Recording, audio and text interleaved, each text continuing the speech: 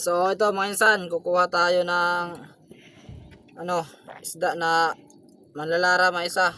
Bali tatlo yung nahuli namin, is yung isa is lutuin namin ngayon. Ulam namin ngayong gabi. At yung dalawa naman is bukas na doon na sa bahay. Uuwi namin.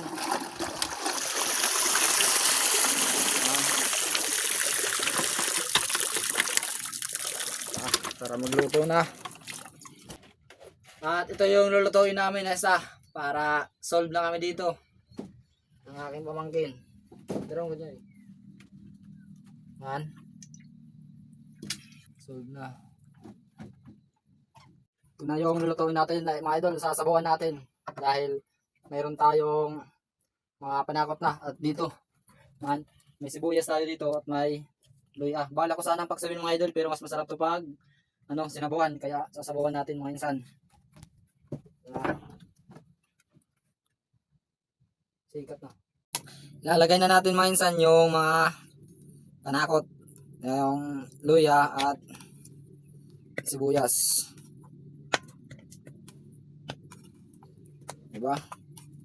Siyempre lalagyan na natin ng tubig. Yung dala naming tubig, medyo konti na nga lang.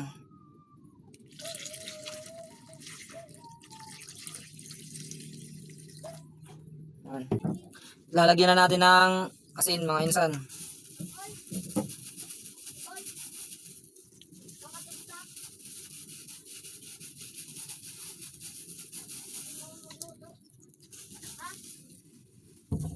Wala lang tayong dalang magic sarap, kaya asin na lang, ang pampalasa. So tara, at lalagay na natin. Ito na mga insan, nilalagay na natin sa ayun natin dito para maluto na, para sigurado ng sabaw na masarap.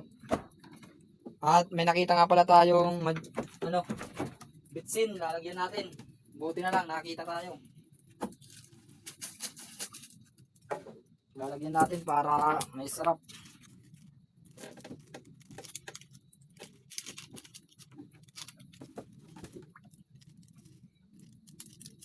Okay na yun.